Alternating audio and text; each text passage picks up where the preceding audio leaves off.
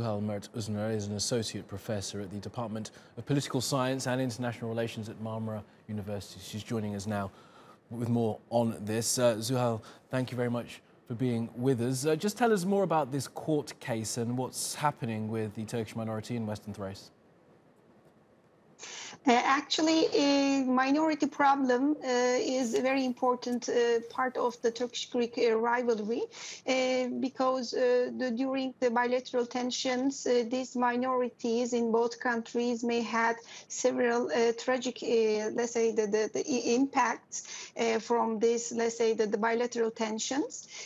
But especially the Western Thrace Turkish community has very oppressive policies after the Cyprus crisis, and it's a long-lasting problem. Actually, just after the Cyprus problem and the Turkish operation in Ireland, you may see the rising tension, especially in 1980s, and this tension, this pressure over this community increased. And by starting from the 1983, we can see a special, let's say, policy against Turkish community to erase this identity of Turkishness.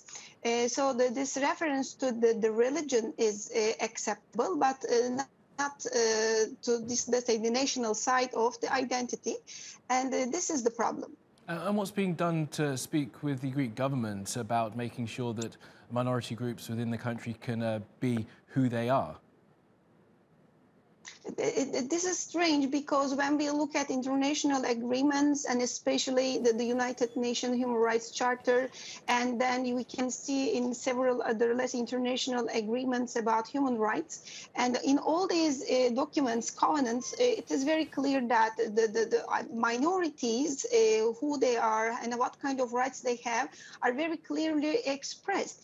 And when you look at this, naming their identity is also a part of these rights, and as a result of these international documents, the European Court of Human Rights have a very clear decision that especially the Turkish Union in Xanthi have right to use this name of Turkish Union.